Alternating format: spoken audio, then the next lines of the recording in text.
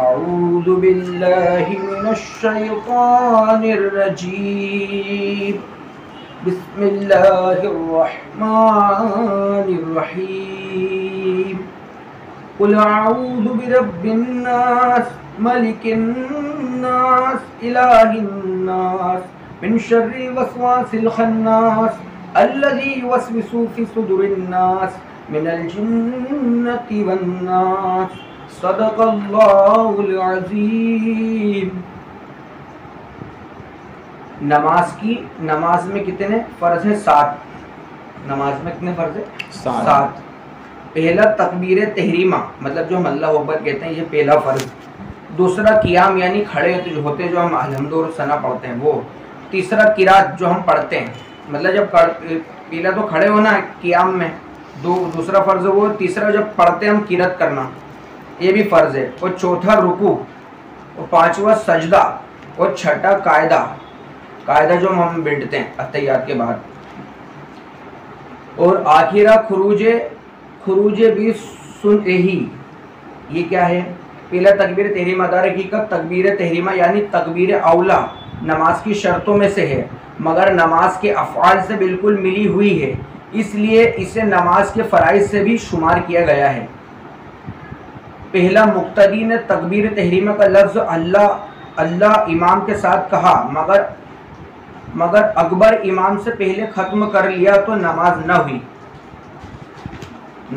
होगी। मतलब जैसे तहरीमा का लफ्ज़ अल्लाह अकबर कहा, मतलब इमाम के साथ कहा, इमाम साहब ने भी कहा अल्लाहु अकबर, इमाम के साथ ही अपन ने अल्लाह अकबर कहा, और इमाम से पहले अपन ने बांध लिया, और इमाम साहब ने अल्लाह अकबर कहा और अपने हाथ बंधे हुए थे, तो नमाज शुरू ही नहीं होगी। ये ध्यान रखना, जब तक इमाम साहब अल्लाह अकबर तहरीमा नहीं कह दे, उसके कुछ सेकंड के बाद हमें फ़ौरन बांधना है। जब ही नमाज हमारी शुरू होगी तो नमाज शुरू ही नहीं होगी।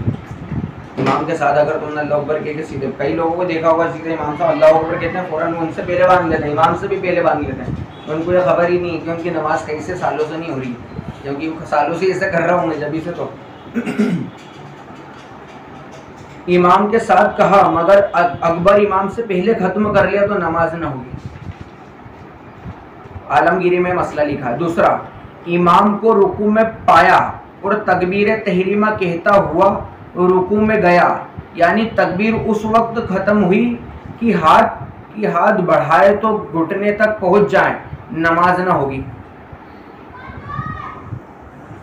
इमाम को रुकू में पाया, इमाम रुकू में चले गए और तकबीर तहरीमा कहता हुआ रुकू में गया, यानी तकबीर उस वक्त ख़त्म हुई कि हाथ बढ़ाए तो घुटने तक पहुंच जाए, नमाज ना होगी।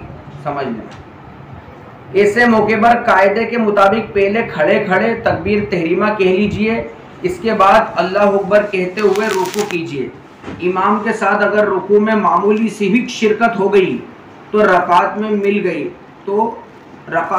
गई। अगर आपके रुकू में दाखिल होने से कबल इमाम खड़ा हो गया तो रकात ना मिली। मतलब जैसे हम गए दूसरी रकात से, पहली रकात में इमाम साहब ने, अपन वुज़ू बना रहा है, वुज़ू बना के फ़ौरन बस नमाज़ पढ़ना आने वाले ही थे और इमाम साहब रुकू में चले गए और अपन भी फ़ौरन आके चले गए। यहाँ तक बहुत देर हो गई थी, मतलब जैसे अपन गए और अपन ने सुभान रब्बियल अज़ीम पढ़ लिया, उसके बाद इमाम साहब ने अल्लाहु अकबर कहा, तो अपन शामिल हो जाएंगे उस वक्त। अगर अल्लाह अकबर कहा और उस वक्त तुम जाने ही वाले थे यहाँ तक, तो उस वक्त नहीं मिलेगी वो नमाज।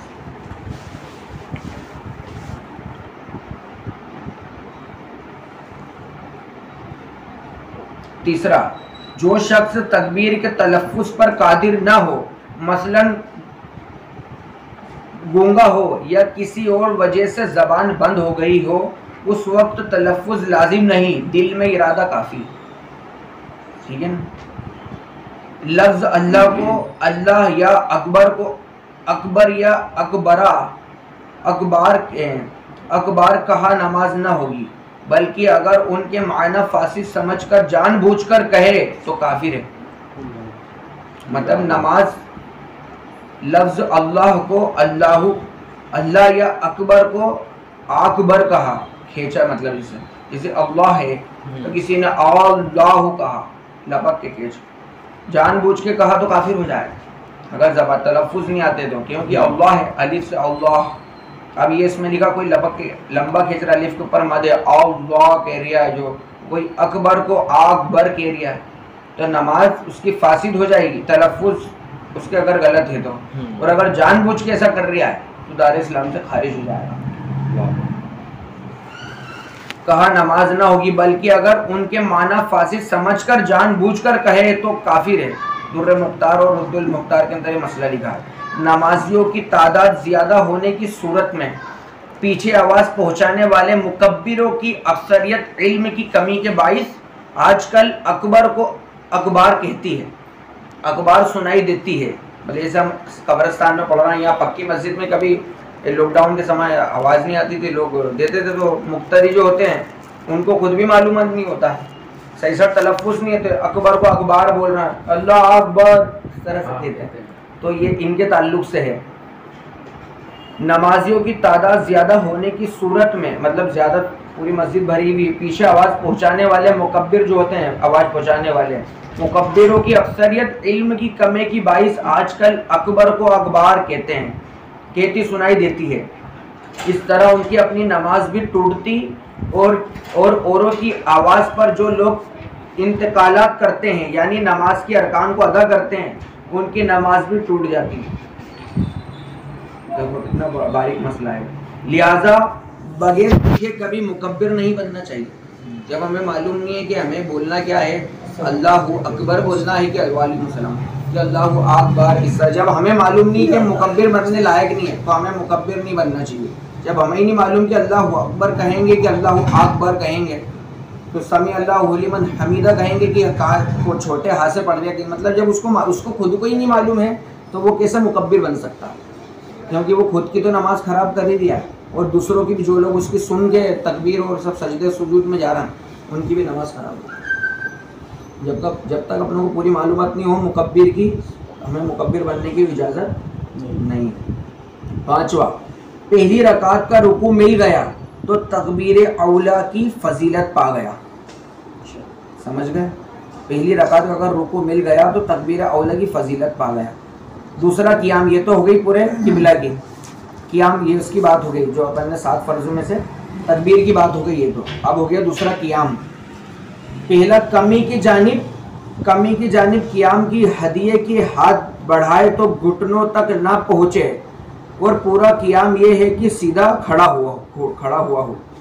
दूसरा कियाम यानी देर तक है, यानी जितनी देर तक किरात है बकदर किरात फ़र्ज, कियाम भी फ़र्ज, बकदर वाजिब और बकदर सुन्नत। तीसरा फ़र्ज वित्र ईदैन और सुन्नत फज्र में कियाम फ़र्ज है। अगर बिला उज़्र शही कोई ये नमाजें बैठकर अदा करेगा तो ना होंगी। कौन सी नमाजें? फ़र्ज वित्र ईदैन और सुन्नत फज्र में कियाम फ़र्ज है। इसमें कियाम फ़र्ज है, नफिल ही बैठ के पढ़ सकते हैं बंसरी।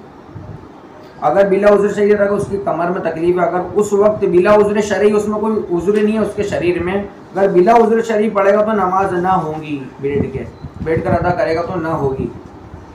चौथा, खड़े होने से महज कुछ तकलीफ होना उज़्र नहीं, बल्कि कियाम उस वक्त साकित होगा कि खड़े ना हो सके या सजदा ना कर सके, या खड़े होने या सजदा करने में ज़ख्म बहता है, या खड़े होने में कतरा आता है, या चौथाई सत्र खुलता है, या बाकिरात से मजबूर महज हो जाता है।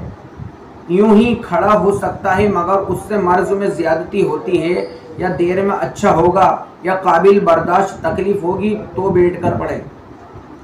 नहीं सिर्फ हल्की सी तकलीफ़ की वजह से आदमी बैठ के नहीं पढ़े, उज़्र ये है कि या तो बैठेगा तो या तो कतरा आ जाएगा, ऐसा बीमारी हो उसको, या जो है नस पे नस चढ़ जाएगी पीठ की, जो भी ऐसी तकलीफ है कि मर्ज बढ़ जाएगा या अंदेशा हो, तभी वो बैठ के पड़ेगा। अगर असा या बसाखी खादिम या दीवार पर टेक लगाकर खड़े होना मुमकिन है तो फ़र्ज़ है कि खड़ा होकर पढ़े। मतलब जो अगर असा है, लट वगैरह है, अगर असा या बसाखी खादिम या दीवार पर टेक लगाकर खड़े होना मुमकिन है तो फ़र्ज़ है कि खड़ा होकर पढ़े। दूसरा, अगर सिर्फ इतना खड़ा होना मुमकिन है कि खड़े खड़े तकबीर तहरीमा कह लेगा तो फ़र्ज़ है कि खड़े होकर अल्लाह अकबर कह ले और अब खड़ा रहना मुमकिन नहीं तो बैठ जाए। कमजोर इतनी ताकत तो है कि अल्लाह ऊपर तक के खड़ा हो रहा है, उस बात में। खबरदार, बाज लोग मामूली सी तकलीफ या जख्म की वजह से फ़र्ज नमाजें बैठकर पढ़ते हैं, और वो इस हुक्म शरई पर गौर फरमाएं कि जितनी नमाजें कुदरत क़ियाम के बावजूद बैठकर अदा की हों उनको लौटाना फ़र्ज है। मतलब कि तुम्हारे पास ताकत थी, तुम पढ़ सकते थे, फिर भी जानबूझ के तुमने बैठ के पढ़ी, सारी नमाजें तुम्हारे लौटाना फ़र्ज है। इसी तरह वैसे ही खड़े ना रह सकते थे, मगर अज़ा या दीवार आदमी के सहारे खड़े होना मुमकिन था, मगर बैठकर पढ़ते रहे तो उनकी भी नमाजें ना हुई और उनका लौटाना फ़र्ज है। औरतों के लिए भी यही हुक्म है, ये भी बगैर शरई इजाज़त के बैठकर नमाजें नहीं पढ़ सकती। बाज़ मसाजिद में कुर्सियों का इंतज़ाम भी होता है, बाज़ बूढ़े वगैरह उन पर बैठकर फ़र्ज नमाज पढ़ते हैं, हालांकि चल कर आए हुए होते हैं। नमाज के बाद खड़े खड़े बातचीत भी कर लेते हैं। खिड़की बंद कर गई।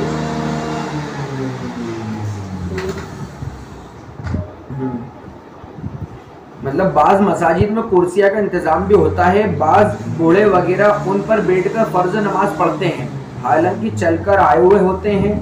नमाज के बाद खड़े खड़े बातचीत भी कर लेते हैं। ऐसे लोग अगर बगैर इजाज़त शरई बैठकर नमाजें पढ़ेंगे तो उनकी नमाजें न होंगी। 8वां, खड़े होकर पढ़ने की कुदरत हो जब भी बैठकर नफल पढ़ सकते हैं। कुदरत हो तो जब भी बैठकर नफल पढ़ सकते हैं, मगर खड़े होकर पढ़ना अफजल है। कि हजरत मतलब नफिल भी ऐसा नहीं कि आप बैठ के बस नफिल पढ़ सकते तो आदमी बैठ की आदत बांध ले। अगर खड़े होके पढ़ने की नफिल भी आपकी कुदरत ताकत रखते हो तो आप ज़्यादातर कोशिश करो कि खड़े होके नफिल पढ़े। अब बैठने को हुक्म मिल गया तो पढ़ना चाहे तो सुन्नत अदा करने हाँ, के तो हिसाब से वो सुन्नत के मुताबिक पढ़ेगा तो फिर सुन्नत अदा कर सकता है ना। दिल है कि अल्लाह के रसूल सल्लल्लाहु अलैहि वसल्लम ने बैठ के नमाज मतलब रसूल सल्लल्लाहु अलैहि वसल्लम ने मतलब रात भर नवाफिल पढ़ी, वो खड़े होके तो पढ़ी है, तो बैठ वही के तो सुन्नत के मुताबिक अदा कर सकता है ना। दिल में ये जज्बा वही तो। होती है, लेकिन नमाज का मगर खड़े होकर पढ़ना अफजल है कि हज़रत सैयदना अब्दुल्ला बिन उमर रज़ी अल्लाह तआला अन्हु से मरवी है कि रहमत आलम नूर मुजस्सम शाह बनी आदम सल्लल्लाहु अलैहि वसल्लम ने फरमाया कि बैठकर पढ़ने वाले की नमाज खड़े होकर पढ़ने वाले की निस्फ यानी आधा सवाब है। सही मुस्लिम के अंदर हुजूर फरमा रहे हैं कि बैठ के पढ़ोगे तो आधा सवाब मिलेगा, हुजूर फरमाते खड़े होकर पढ़ोगे तो मतलब पूरा सवाब मिलेगा। सही मुस्लिम की हदीस है। अलबत्ता उज़्र की वजह से, किसी तकलीफ़ की वजह से बैठकर पढ़े तो सवाब में कमी न होगी। ये जो आजकल आम रिवाज पड़ गया है कि नफल बैठकर पढ़ा करते हैं, बज़ाहिर ये मालूम होता है कि शायद बैठकर पढ़ने की अफजल समझते हैं। ऐसा है तो उनका ख्याल गलत है। वित्र के बाद जो 2 रकात नफल पढ़ते हैं उनका भी यही हुक्म है कि खड़े होकर पढ़ना अफजल है। खड़े होकर पढ़ना अफजल है। बाहर शरीयत के अंदर ये मसला लिखा है। सल्लु अलल हबीब सल्लल्लाहु अलैहि वसल्लम।